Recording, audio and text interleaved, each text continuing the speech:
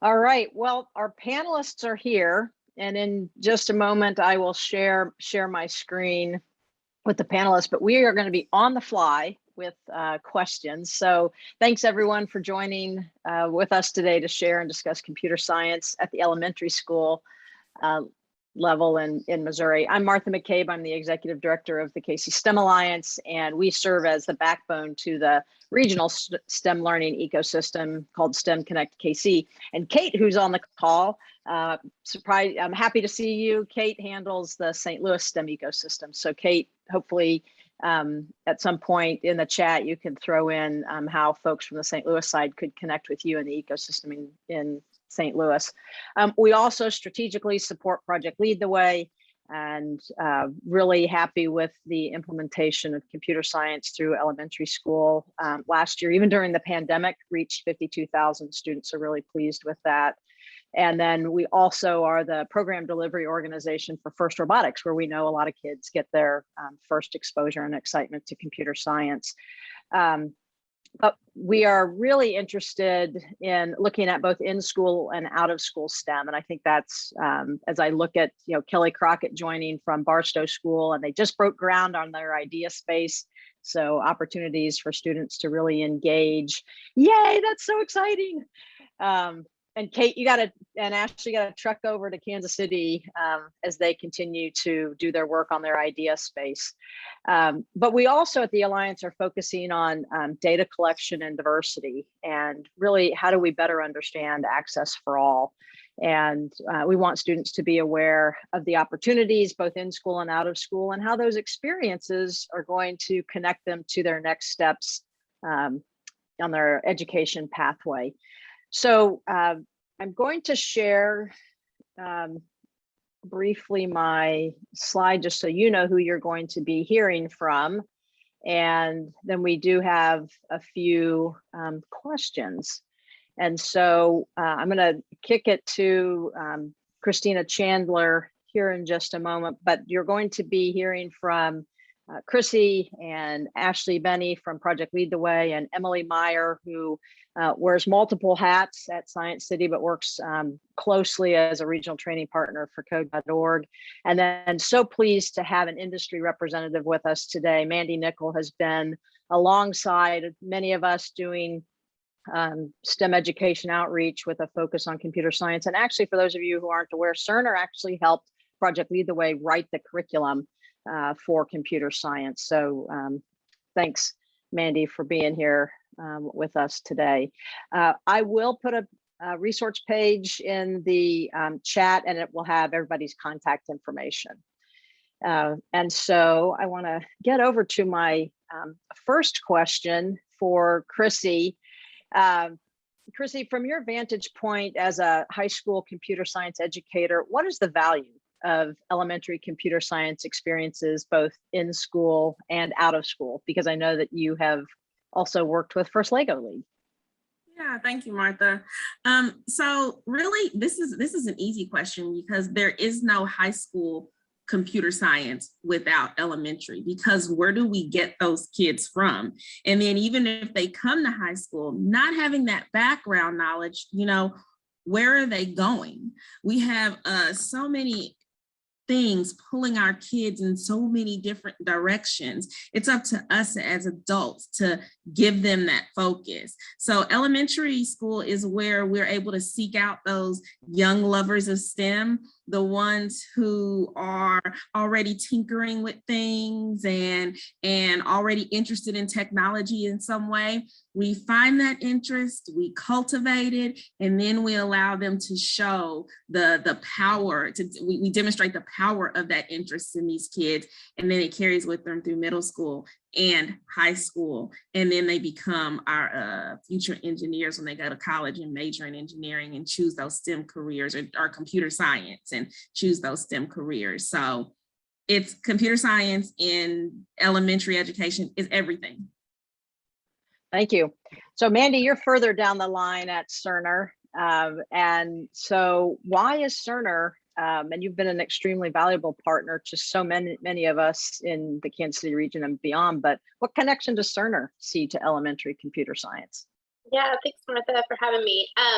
Yeah, so Cerner, we are a large healthcare IT company. So um, our World Headquarters is out of Missouri, but so we have a strong focus on developing communities, and that includes the children that live in those communities, where our associates live and work. And again, we're headquartered in Missouri, but we have associates worldwide.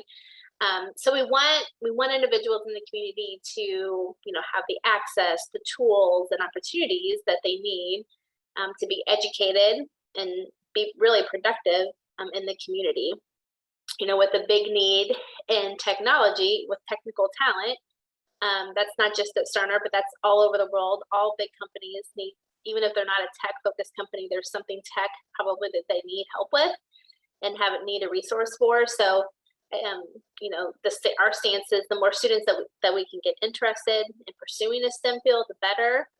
Even if it's not a path that a student takes, it's all about giving them visibility and letting them see the possibilities that are out there. So really, Cerner kind of does that in a three-prong approach. We have an advocacy approach. That's kind of what I'm doing now. We help with legislation if we need to, focusing in on that need for STEM education, to more of our exploration, where we have our associates engage in speaker opportunities or job shadowing or tours, so quick little stints to see what STEM's all about. And then if they're really interested, we have an opportunity for really kind of our true engagement opportunity. So this is something that, a student really likes technology, wants to go into it, and in a way, in a safe environment, we give them an opportunity to work on real world learning in a project-based environment, working with Cerner teams. It's called the Cerner Scholar Experience. So we host over 100 kiddos, and these are high school kiddos, but a lot of them have hopefully, they didn't just start out wanting computer science, kind of like what Chrissy was saying, something they've been exposed to throughout. And then they can come when they get to high school, kind of get that real world learning, and then hopefully pursue that career. But again, it all starts early, giving them that exposure and that engagement opportunity. Thank you. Ashley, Benne, you serve as the Senior Director for School Success with Project Lead the Way, and you cover Missouri along with other states. You're also a classroom educator and live currently in St. Louis. So can you describe the elementary computer science landscape from your viewpoint connected to Project Lead the Way launch, and where you think you're seeing good penetration of Project Lead the Way, computer science at the elementary level, but where you think we need to improve access and teacher training? Kind of a loaded question. Yeah, absolutely. Yeah, always need more access, right? So we have, in Missouri alone, we have trained almost 5,000 teachers, elementary teachers, in Project Lead the Way launch, which is super impressive. As part of their launch training, each of these teachers do get trained in one of our computer science modules. And as a trained teacher, they have access to all 43 of our launch modules, and we have at least one computer science module at every single grade level, all the way down to pre-K. So we really believe in starting them young and really getting them immersed in a love for computer science. We have almost 400 launch programs across the state of Missouri. And we do see a good portion of these programs live in the Kansas City and St. Louis metro areas, but there's a growing number popping up around the rest of the state. I think we see a lot of rural areas deciding to start with launch because they really feel like it will fit in nicely to their elementary curriculum. They can implement it in so many different ways. They could do it as a specials. They can embed it in their classroom content, after school club, during the summer. So that flexibility of that model really makes it more accessible than some of the ones where there's a little bit more constraints in terms of time and that sort of thing. So I think we are seeing more pop up across the rest of the state. And this year, to help improve that access and teacher training, we've launched a brand new set of grants for Project Lead the Way launch. And these grants completely cover the cost to train all of your elementary teachers for the next 2 years, and also pays for the curriculum access for all 43 of the launch modules for 2 years as well.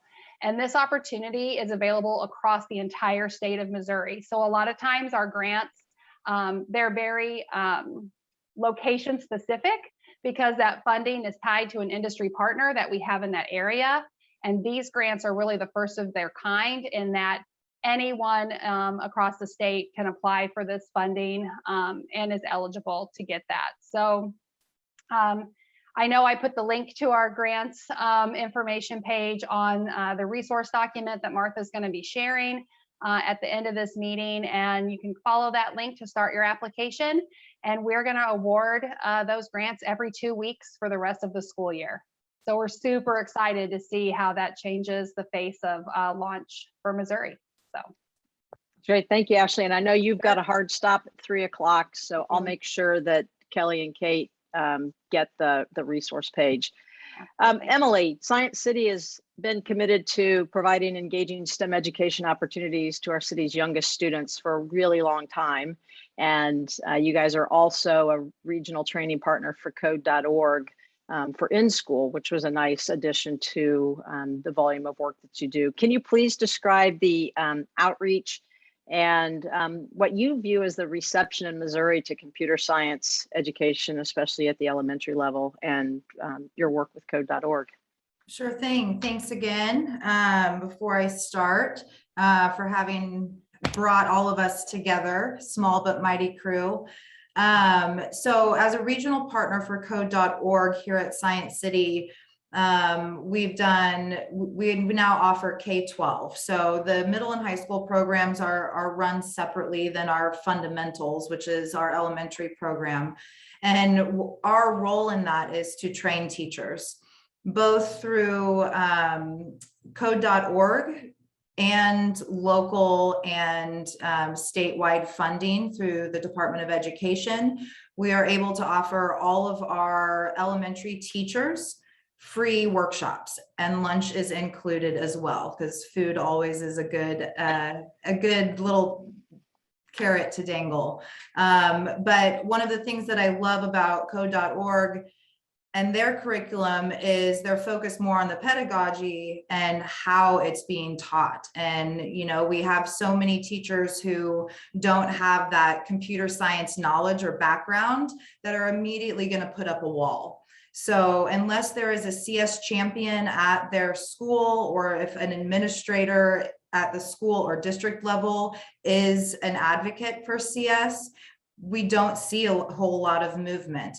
Because even if the teacher is interested and can attend our workshops and learn those things on their own, whether or not they have time to actually implement the curriculum is a totally different story. So the schools that are sending teachers to the workshops, we're receiving great feedback. They love the workshops. They love how they can piece it together.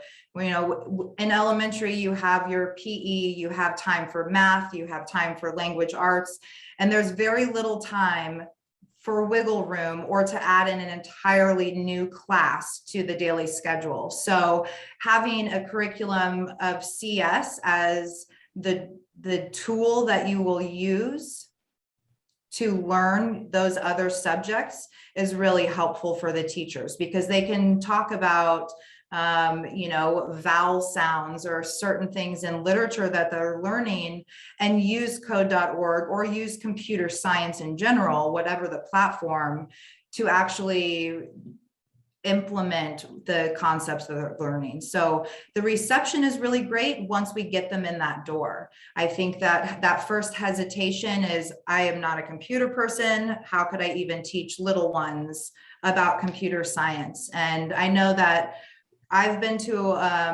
one launch training just so I could be more familiar with Project Lead the Way. It's phenomenal. And so the things that we do have to offer, especially in Missouri and Kansas and Kansas City region, they're robust. We have huge support systems. The teachers that are already on board are more than willing to share their knowledge and to help everyone else.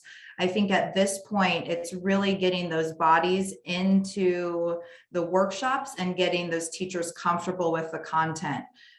So once we get that first step and get past that initial hesitation, I really think that, you know, collaboratively, we can make this spread through the state of Missouri. And it shouldn't be a hard reach, because just like Ashley said, there are tons of grants and funding opportunities to help support, so that the teachers aren't paying out of pocket, and so that the schools who may not have that funding in our rural districts still have accessibility to send teachers to these workshops and get CS into their schools. It's great, thank you. And I want to be respectful of time. I had to hop out. Did they say we're all to come back with a few minutes left to the plenary, I believe? Yeah, John said 5 after. So they're on the they're on the West Coast. So he said, because we had run a few minutes over, he said everybody back at 1:05, which for us would be 3:05. 3:05, okay. So I think we have a few more minutes if anybody else, or if Martha, you want to wrap up, and I know Mandy hasn't had a chance to share yet. Yeah, we've got a couple other questions, and then I tried to drop our link heavy PDF in the chat. It's not letting me do that, so I've got everybody's emails. I'll send you, as soon as we hop out of this breakout, I'll send everybody the resource page, because all the links for the different programs we've been talking about are there. Chrissy, you're doing some work for the KC STEM Alliance around diversity, equity, and inclusion. Can you share 2 or 3 strategies on how we can reach all students and to improve access to learning in both the in and out of school space? And then Mandy, I'll come back to you to talk about putting on your parent hat. Yeah, so one thing, and this is from speaking to high school students who are deeply engaged and deeply involved in STEM learning, and who are saying, this is what I'm going to college for because I love it so much. So there have been just some general takeaways from those conversations. And one of them is we have to create a sense of belonging. The students have to, and when I talk to kids who got involved in robotics in 2nd and 3rd grade, that's what they said has kept them there. I felt like this was a place for me. I felt like I could do this. So there was an adult or someone who made them feel comfortable. And they said, not only is this a space for me, I'm comfortable in this place, I belong here, and I can do this. Another thing is we have to expose the kids. They don't know what they don't know. So we have to create opportunities for them, and then allow them to be engaged in and embrace these various opportunities that we as the adults create. And then we have to identify those gatekeepers and those key holders. Who are those people who can unlock and throw the doors open to opportunities for all kids, not just the opportunities that cost $200 or $300 or $400 for a kid to be involved in, but the opportunity that any kid, regardless of socioeconomic status, could be involved in and engage in during the school day, but especially in the after school space. Because when we get into the after school space, then we pull the parents in, letting them see what their kids are doing, what they're interested in. So was that 3 things? Those that sense of belonging and exposure. Thank you. Yeah, I think that's one of the things that we're trying to understand at the STEM Alliance is who are the gatekeepers, what are the policies, and then also what are the implicit biases that some of the different adults who engage with our students have. So Mandy, your daughter's 5th grade. She's kind of been doing this STEM stuff in school and out of school. Tell us what you're seeing as a parent in your daughter. Yeah, so I vividly remember this moment because I had my camera out because I had her repeat it, and I actually sent this video to Martha, and it's been when I think she was in kindergarten or 1st grade. So her elementary school had lunch, and we were just talking. We were in a drive-through, and we were talking just about the day and what they were working on in school. And she said, "I learned about what engineers do," and I said, "Well, what do engineers do?" And she's like, they solve problems and I want to solve problems. And I was like, yes, that is exactly, that is exactly what they do. So she was, you know, a completely innocent little girl, first grader that, I mean, there is no stigma around what is computer science, what is that job. I mean, in her mind, she learned that day that engineers solve problems, and that's what she took away from it. So I will always remember that moment because like I said, I have it in my phone and as a recording even because I had to repeat it, but it just shows that, you know, starting them young and having that in her mind of like solving problems. Well, I can solve problems. I know how to solve problems. And she has that mindset now of I can do this. And there was no stigma on anything. She's a girl or because it's engineering and that's a hard job or not a fun job. It was solving problems. Yeah, you know, it's funny because people will ask me, well, you know, are you really trying to produce more, you know, software developers for Cerner or more civil engineers for Burns and Mac? It's like, no, I want somebody who's going to solve climate change, Yeah. you know, or you know, solve you know, ALS or why I have so much trash on my entrance to the highway that I don't want to see every morning. So yeah, I love that when we're hearing kids applying what they're learning to solving problems. Kate, Kelly, Brooke, Erica, you're all part of our big ecosystem here in Missouri. What burning questions do you have for our panel or things that you'd like to share with what's going on in Missouri? Kelly? I have a quick question, gang. Thanks for the good information. This is a topic that's near and dear to my heart. And one of the things that I really liked about what they said at the opening session was about the script training. And Emily, I'm wondering, is that what you are acting as? Is that your space, or is there a different regional body that's helping with some of that district support? So the script goes through the organization called CSforAll. Yes. And so we are a representative and regional partner for code.org. So we do also work with the national CSforAll through code.org. Here locally, I just don't have the capacity and personnel to expand. But it's something that we've looked at to kind of add to our repertoire. I know that Martha and I have talked about it and how we can, you know, we're in this weird Kansas City region. And so for code.org, my region is the western half of Missouri and the entire state of Kansas. And then I've got a counterpart in St. Louis. And so since we're kind of in this weird bi-state area, it's a little bit more moving parts.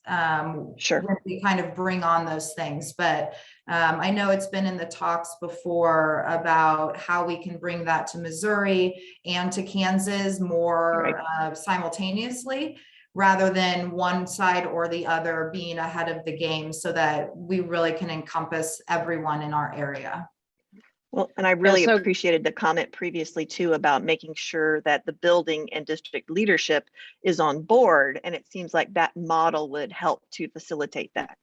Absolutely. So Kelly, one of the strategies that we've used at the STEM Alliance since 2014 is the Carnegie STEM Excellence Pathway Workshop. And that really looks at diving into your whole STEM education pathway.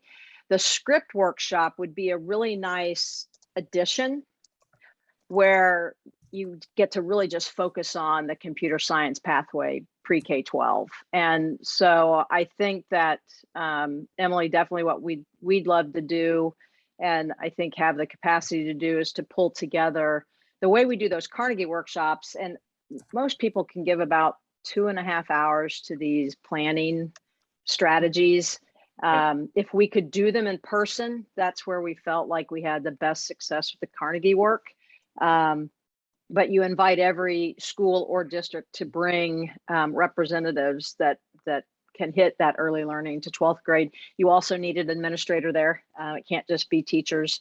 And we invite schools to bring an industry partner, a school board member, a parent, folks that can really help influence the conversation. So I attended a script workshop in Detroit when CS4All was doing them. So I think it'd be something fairly easy to lift off the ground if this group thinks that's something we want to do. And we could do a little pilot in Kansas City and then reach out to Kate to do something in St. Louis. And then Deb from down in Springfield was on the call. I was surprised she didn't jump into our Missouri breakout, but maybe she went to one of the other breakouts. But I think we'd definitely be willing to help do that. So, so I'm going to email everybody the resource page. It was too link heavy to put into the chat, so I've got everybody's emails. But any other questions, comments? Kate, Brooke, anybody, or the panelists, Erica? I've sort of been struggling with the out of school time space persistence across these programs. So, the issue that was brought up in the plenary about like, okay, and then you in first grade, here's an introduction to computer science. And then in second grade, here's an introduction to computer science.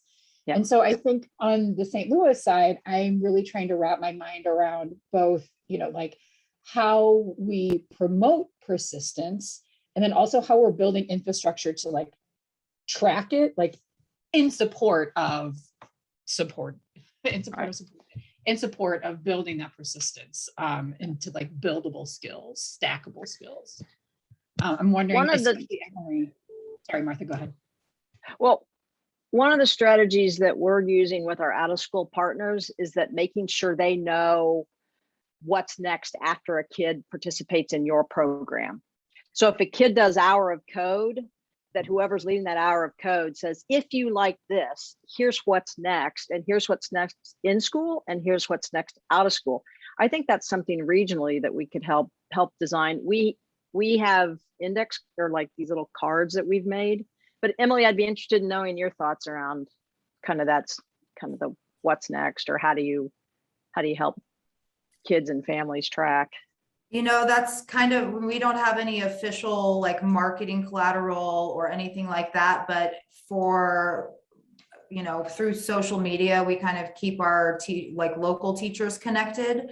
So anytime I hear of other opportunities, no matter the platform or local organization, Code Ninjas is great around here, Girls Who Code, any of that. So I'm on all of their mail, listservs. So anytime I hear of additional opportunities, I then pass that on to all of the teachers who have gone through one of our workshops, just to say, hey, if you're interested, I don't want to bombard them because I know they're spread pretty thin already, but that way they have, just like we do for our students, you give them all the opportunities, they can pick and choose what's going to work and be best for them.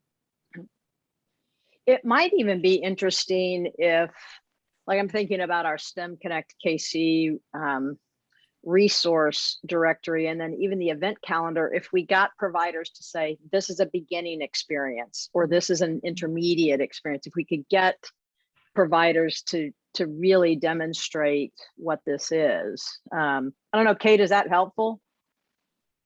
Yeah, that is super helpful. Actually, Martha, we kind of stole from you that explore, engage, immerse model that KC STEM Alliance talks about. And then when we launched Blueprint for STEM, we are trying to get programs to identify as one of those like depth of knowledge kind of programs, so that parents have a way to start thinking through OST, STEM, not just computer science, but all of the content areas, to say like, this is exploration, this is engagement, this is immersion, and sort of be able to track where your student is throughout that.